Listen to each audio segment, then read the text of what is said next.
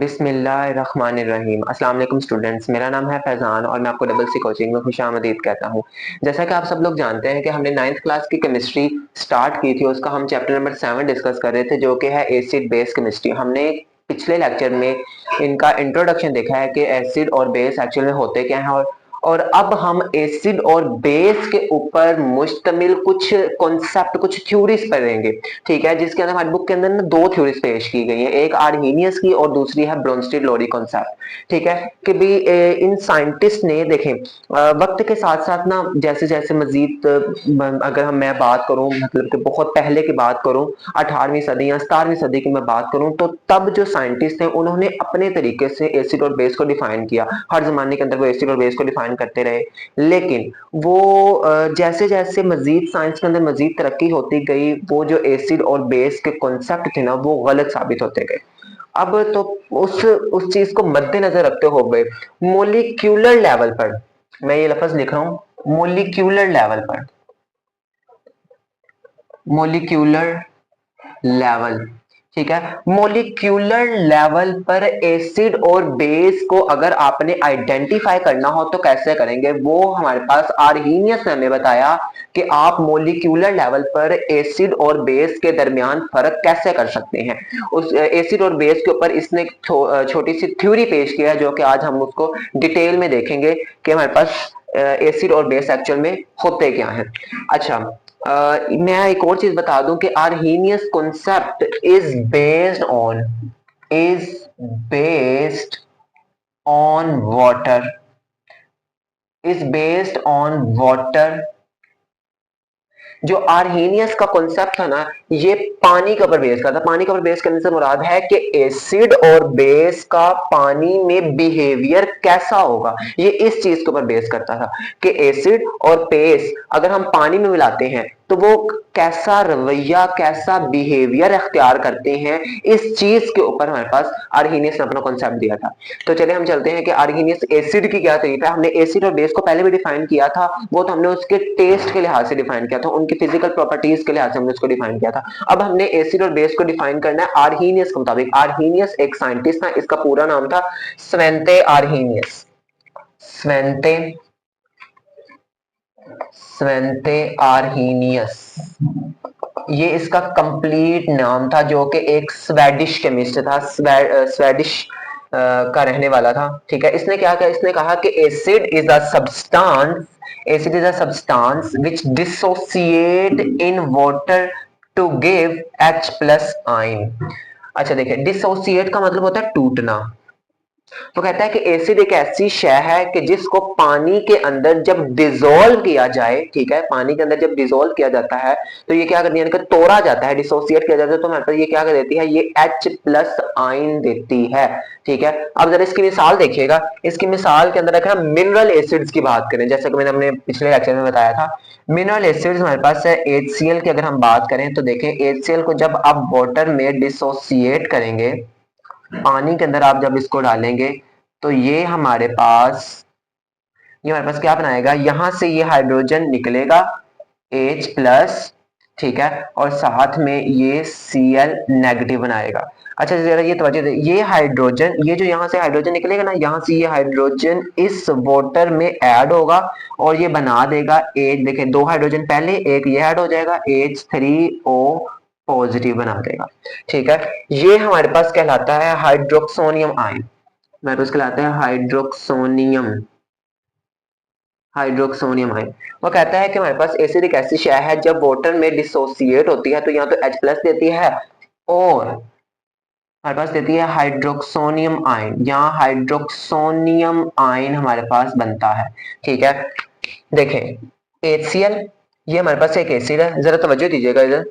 HCl हमारे पास ये एक एसिड है, ये हमारे पास ना कुछ इस तरीके से अरेंज होता है। जब इसको पानी के अंदर डाला जाता है ना तो ये अपने आयंस में टूट जाता है, ये यहाँ से टूटेगा और ये बना देगा H और साथ में Cl। ठीक है, H प्लस और Cl नेगेटिव। इसके ऊपर प्लस चार्ज क्यों आता है, क्योंकि जब इनके बॉन्ड को तोड़ा जाता है ना तो जो क्लोरीन होता है ना, ये बॉन्ड कैसे बने, ये बॉन्ड बनता है इलेक्ट्रॉन्स की शेयरिंग की वजह से, ठीक है। अच्छा, जब इनके बॉन्ड को ब्रेक किया जाता है ना पानी के अंदर ऐड करने से, तो यहाँ पे इनमें यहाँ जो दो इलेक्ट्रॉन्स होते हैं वो क्लोरीन इन दोनों इलेक्ट्रॉन्स को अपनी तरफ अट्रैक्ट कर लेता है due to the strong electronegativity.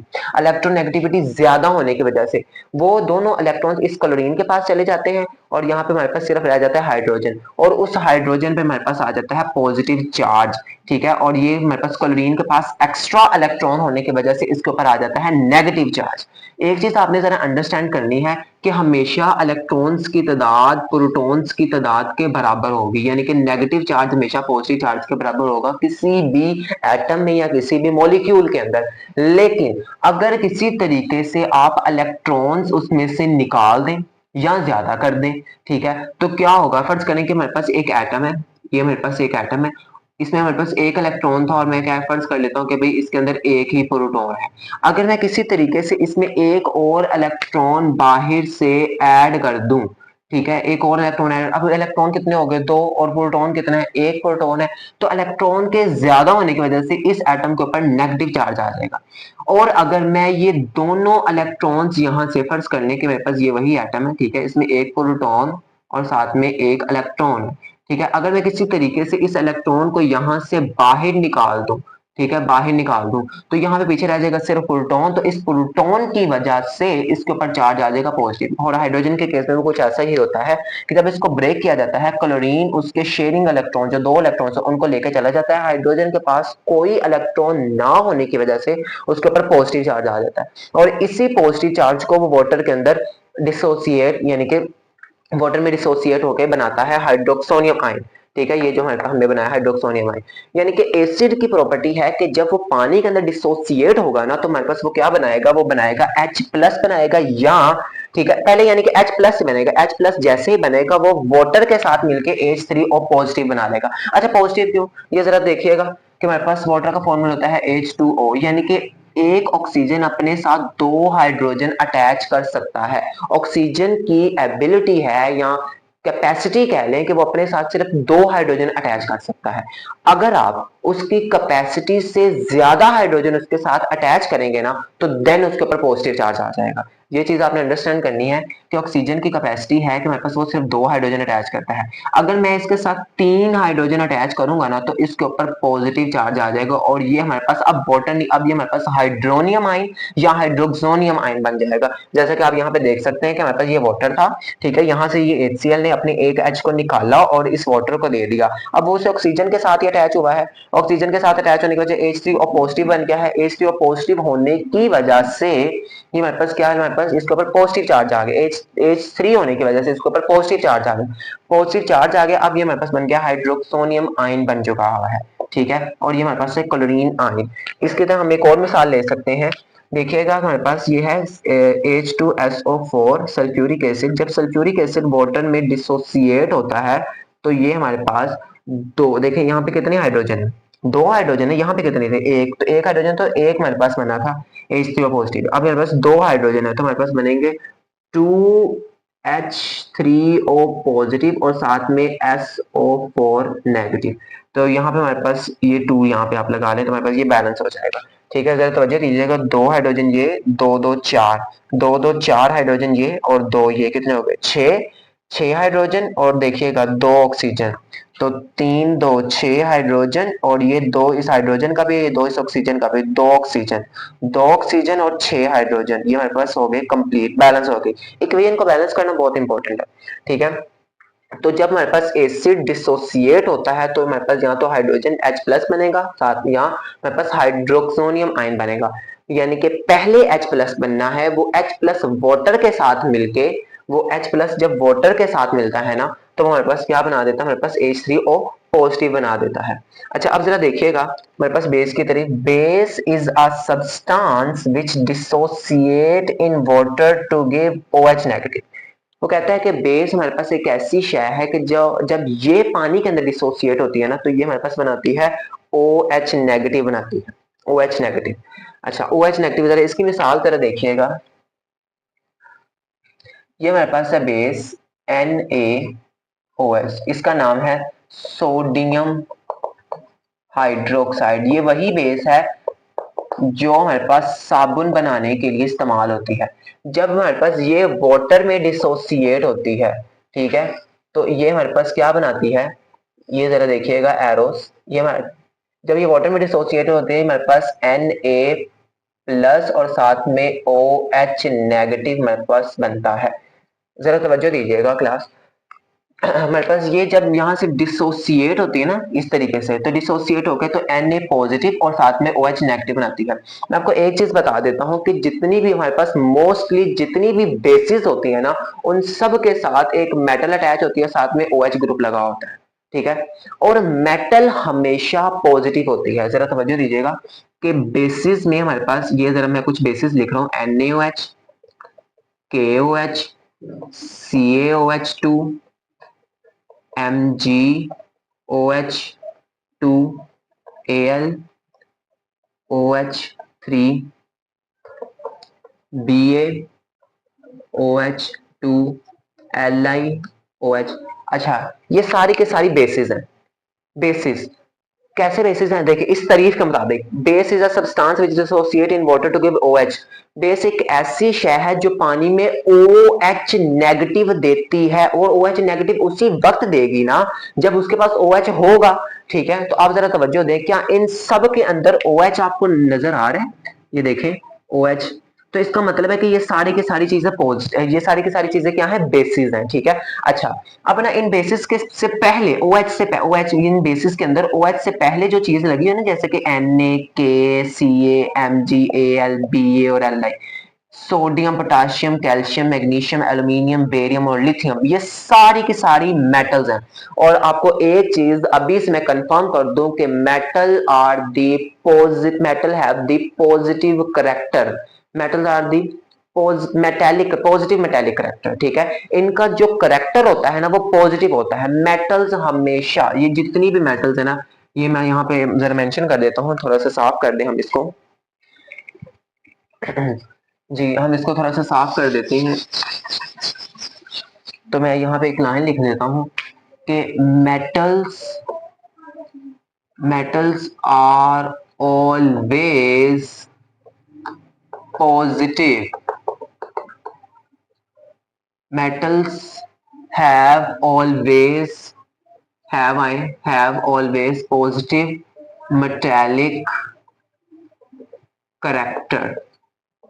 यानी कि जितनी भी आपकी मेटल्स होंगी वो हमारे पास क्या होती है, हमारे पास सारी की सारी पॉजिटिव होती हैं, ठीक है, यानी कि उनके ऊपर प्लस का चार्ज होता है। अब जरा देखिएगा, ये हमारे पास Na और OH है, जब ये डिसोसिएट होगा तो हमारे पास Na चूंकि एक मेटल है, यानी जो इसका नाम है सोडियम, ठीक है। अब देखिए मैंने क्या कहा, मेटल तो होती है पॉजिटिव है, तो इसका मतलब है कि इसके ऊपर तो आना है पॉजिटिव, ठीक है। तो बाकी जो चीज रहेगी OH, उसके ऊपर आएगा नेगेटिव। अच्छा, क्यों भाई इनके ऊपर नेगेटिव क्यों आएगा, इसके ऊपर तो पॉजिटिव आ सकता है ना। अच्छा, एक और चीज आपने जरा अंडरस्टैंड करनी है कि हमेशा पॉजिटिव पॉजिटिव या नेगेटिव नेगेटिव, यानी कि एक जैसे चार्जेस, जैसे कि प्लस प्लस आ जाए या नेगेटिव नेगेटिव आ जाए, ठीक है, ये हमेशा एक दूसरे को रिपेल करेंगे, ठीक है, एक दूसरे को दफा करेंगे, यानी कि दूर धकेलेंगे। और पॉजिटिव नेगेटिव या नेगेटिव पॉजिटिव किसी भी तरीके से आ जाए, ये हमेशा एक दूसरे को अट्रैक्ट करेंगे, यानी कि ऑपोजिट चार्जेस एक दूसरे को अट्रैक्ट करते हैं और सेम चार्जेस एक दूसरे को रिपेल करते हैं। रिपेल का मतलब होता है दूर धकेलना। अच्छा, अब कोई भी चीज है ना, कोई भी मॉलिक्यूल है, कोई भी कंपाउंड है, वो आपस में उसी वक्त अटैच होगा जब एक पॉजिटिव और नेगेटिव चीज आपस में एक दूसरे के करीब आएगी ना, तब ही कोई कंपाउंड या मॉलिक्यूल बनता है। तो इसके अंदर हमारे पास Na और साथ में OH, ये इसका मतलब है कि इसमें एक पॉजिटिव और एक नेगेटिव चीज है। चूंकि मैंने बताया कि हमारे पास मेटल हमेशा पॉजिटिव होंगी, ठीक है, तो बाकी जो OH रह जाएगा उसके ऊपर नेगेटिव चार्ज आएगा, ठीक है। तो अब इन दोनों को जब कंबाइन करते हैं हमारे पास क्या बनता है, NaOH, यानी कि सोडियम हाइड्रो ऑक्साइड, और जिसके अंदर Na हमारे पास पॉजिटिव होगा और OH हमारे पास क्या होगी, नेगेटिव होगा। और ये हमारे पास क्या है, ये एक बेस है। कैसे बेस है, आर्हीनियस की बेस के तरीके मुताबिक बेस एक ऐसी है जो कि डिसोसिएट होकर OH दे, क्योंकि इसने वाटर के अंदर देखें, इसने वाटर में डिसोसिएट होकर OH दे दिया है, जिसकी वजह से ये हमारे पास क्या हुई, एक बेस होगी, ठीक है। ये वही बेस है जो कि साबुन बनाने के तौर पर साबुन बनाने के लिए हमारे पास इस्तेमाल होती है। ठीक है। अच्छा, हम मुझसे सवाल पूछ सकते हैं कि सर आपने देखे एसिड को जब वाटर में हल किया था तो यहाँ से H वाटर के साथ मिलके H3O पॉजिटिव बना दिया था, तो क्या यहाँ पे ये H इसके साथ मिलके नहीं बनाएगा H3O पॉजिटिव? जी नहीं, यहाँ पे ये H इसके साथ मिलके नहीं बनाएगा, क्योंकि यहाँ पे ये H इस ऑक्सीजन के साथ अटैच है। यहाँ पे जब ये वाटर में डिसोसिएट होते हैं ना, तो ये पानी के साथ मिलके कोई नई चीज नहीं बनाते। ये पानी के अंदर, जैसे कि मिसाल के तौर पर मैंने अगर पानी लिया और उसके अंदर इसको मैंने NaOH को डाल दिया ना, तो ये पानी के अंदर टूटी हुई फॉर्म में, यानी कि डिसोसिएट फॉर्म के अंदर ही पड़े रहेंगे, आयोनाइज फॉर्म में पड़े रहेंगे। यानी कि इस तरीके से पॉजिटिव और नेगेटिव चार्जेस की शक्ल में पानी के अंदर पड़े रहेंगे, पानी के साथ मिलके कोई नई चीज नहीं बनाएंगे। ठीक है, यानी कि पानी के अंदर इनके आयंस ऐसे ही पड़े रहेंगे। ये जब पानी के अंदर हल होंगे ना, तो पानी के अंदर ये हमारे पास यहाँ पे ना, यहाँ इन्होंने साथ लिखा होगा AQ, दोनों के साथ AQ लिखा होगा, AQ, और इसके साथ में हमारे पास लिखा होगा AQ। इसका मतलब होता है एक्वस, यानी कि जब इसको पानी में डिसोसिएट करेंगे तो ये एक्वस सोल्यूशन, यानी कि पानी के अंदर ये ऐसे ही पड़े रहेंगे, ये कोई नई चीज नहीं बनाएंगे, ये इसी फॉर्म में रहेंगे। ठीक है, हम इसकी एक और मिसाल अगर देखते हैं, हमारे पास इसकी एक और मिसाल देखिएगा, KOH अगर मैं देखूं तो मेरे पास जब ये वाटर के अंदर डिसोसिएट होगा तो मेरे पास क्या बनाएगा ये K, क्योंकि हमारे पास क्या है, पहली चीज हमारे पास ये मेटल है और साथ में OH है, और मेटल का हमारे पास हमेशा पॉजिटिव होगी, जिसकी वजह से हमारे पास क्या होगा, K के ऊपर पॉजिटिव चार्ज और साथ में OH के ऊपर, यहाँ से OH, इसके ऊपर हमारे पास कौन सा चार्ज, नेगेटिव। क्यों नेगेटिव? क्योंकि जब हमारे पास कंपाउंड उसी सूरत में बनता है जब एक पॉजिटिव और नेगेटिव चीज आपस में एक दूसरे के करीब आती है, उसी वक्त हमारे पास कोई कंपाउंड या मोलिक्यूल वजूद में आता है। तो ये हमारे पास उसी सूरत में ये एक बेस बनी थी KOH, जब हमारे पास पॉजिटिव और नेगेटिव चीज आई थी। अब जब हम इसको पानी में डिसोसिएट किया है तो ये दो हिस्सों के अंदर टूट चुकी है, यानी कि आयंस की शक्ल में आ चुकी हुई है। ठीक है। अच्छा, हम नेक्स्ट चल दिए तो हमारे पास थी डेफिनेशन। अब हम जरा नेक्स्ट चलते हैं। नेक्स्ट हमारे पास हेडिंग बनाइएगा, formation formation of hydroxonium ion, hydroxonium ion, जिसको हम H3O पॉजिटिव भी कहते हैं। यानी कि आपने बताना है कि भाई ये H3O पॉजिटिव या हाइड्रोक्सोनियम आयन, ये जो हमने यहाँ पे बनाया था, ये इसकी फॉर्मेशन बनानी है, यानी कि ये कैसे बनता है। क्वेश्चन आ सकता है, how the hydroxonium ion is formed, कि हाइड्रोक्सोनियम आयन कैसे बनता है। ये अलग से शॉर्ट क्वेश्चन आ सकता है। अगर लॉन्ग में क्वेश्चन में, अब ये क्योंकि हमारे पास एक लॉन्ग क्वेश्चन है, तो लॉन्ग क्वेश्चन में आएगा तो आपने इस तरीके से हेडिंग बनानी है। ठीक है, और अलहदा से आपको शॉर्ट क्वेश्चन पूछ सकता है कि हाउ हाइड्रोक्सोनियम आयन इज फॉर्म। तो यहाँ पे हम देखेंगे कि हमारे पास H3O पॉजिटिव कैसे बनता है। अच्छा, ये इसको जरा समझने से पहले ना एक आपने चीज समझनी है। ठीक है, ये मैं जरा चीज अरेज कर रहा हूँ, मोलिकुलर, ये सारी चीजें मैं अरेज करूंगी, यहाँ पर एक चीज जरा समझ लीजिए।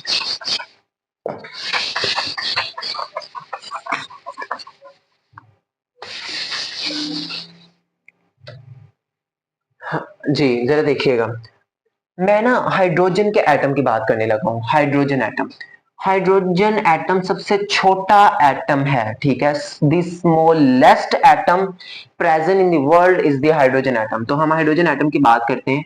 हाइड्रोजन एटम, हाइड्रोजन एटम की अगर हम बात करें तो इसमें एक प्रोटॉन और साथ में एक इलेक्ट्रॉन। मैंने आपको जैसे कि पहले बताया कि किसी भी एटम के अंदर इलेक्ट्रॉन्स की तादाद प्रोटॉन्स की तादाद के बराबर होती है। तो हाइड्रोजन एटम की अगर हम बात करें, हाइड्रोजन एटम, ठीक है, तो इसमें एक प्रोटॉन और साथ में एक ही इलेक्ट्रॉन होता है, जिसकी वजह से उसके ऊपर कोई चार्ज नहीं होगा।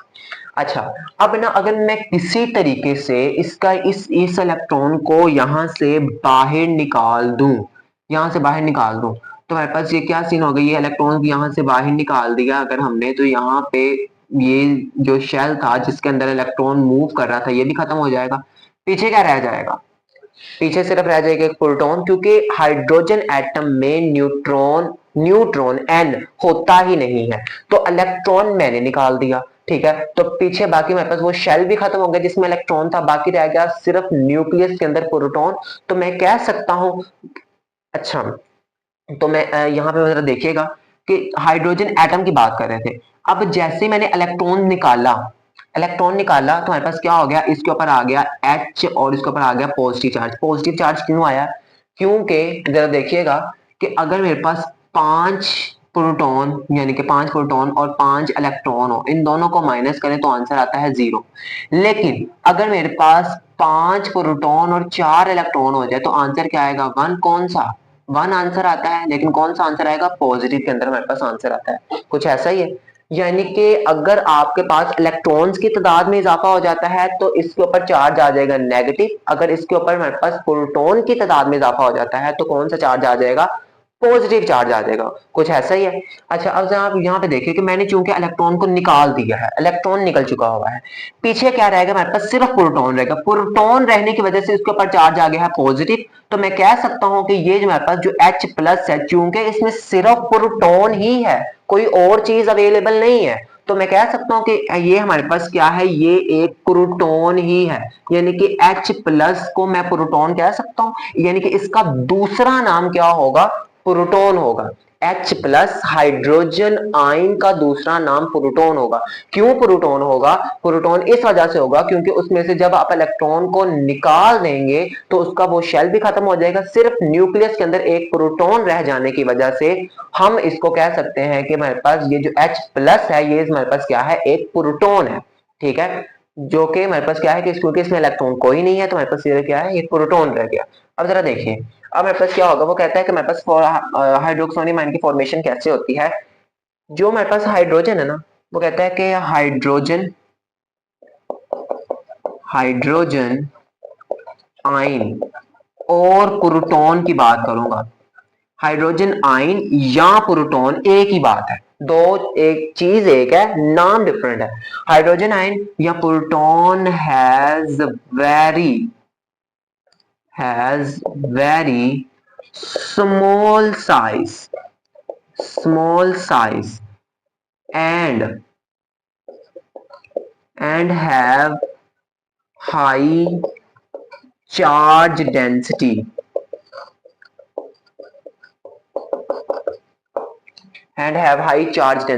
क्या हमारे पास हाइड्रोजन आयन या प्रोटॉन हमारे पास क्या होता है? बहुत छोटा साइज के अंदर होता है। मैंने आपको पहले बताया कि हाइड्रोजन एटम जो हमारे पास वो सबसे छोटा एटम है। अब उसमें से इलेक्ट्रॉन निकाल के उसका आखिरी शेल भी खत्म कर दे तो सिर्फ न्यूक्लियस होने की वजह से हमारे पास इसका साइज देखिए कितना छोटा रह गया है।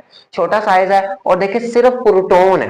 प्रोटॉन होने की वजह से इसके ऊपर जो चार्ज डेंसिटी यानी कि पॉजिटिव है, यानी कि ये किसी भी नेगेटिव चीज को आसानी के साथ अट्रैक्ट कर सकता है, तो इसके ऊपर जो चार्ज डेंसिटी है वो ज्यादा हो जाती है। अट्रैक्शन यानी कि किसी नेगेटिव चीज को अट्रैक्ट करने की सलाहियत ज्यादा हो जाती है। ठीक है, वो कहता है कि इसकी ये हमारे पास फॉर्मेशन ऑफ, ये जरा हम दोबारा इसको लिख लेते हैं। When an acid when an acid is dissociate in water it gave H plus or proton in water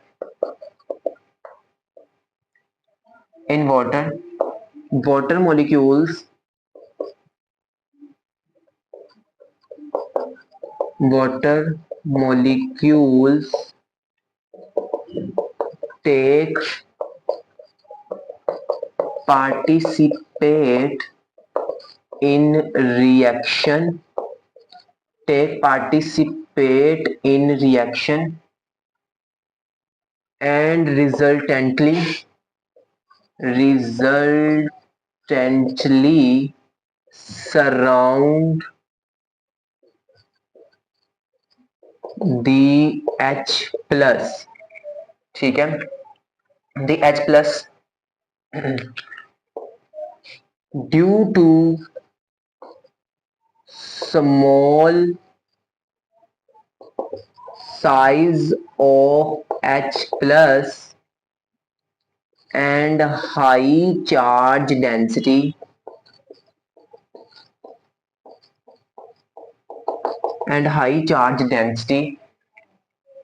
it attract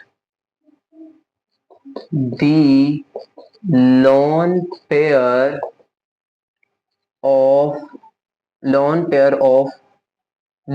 pair of water molecule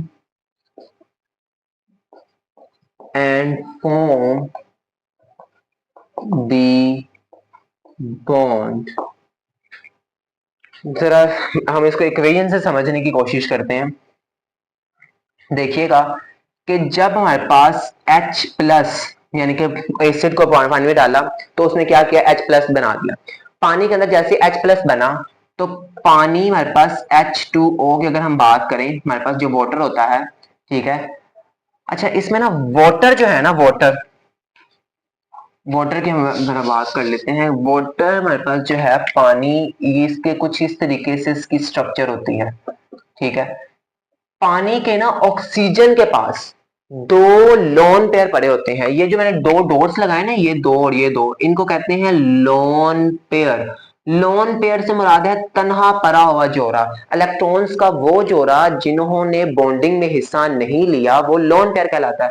देखें, एक ये बॉन्ड है, एक ये बॉन्ड है। इन इलेक्ट्रॉन्स ने इन दोनों बॉन्ड को बनाने के अंदर कोई हिस्सा नहीं लिया, जिसकी वजह से हम कह सकते हैं मतलब ये क्या है, लोन पेयर है।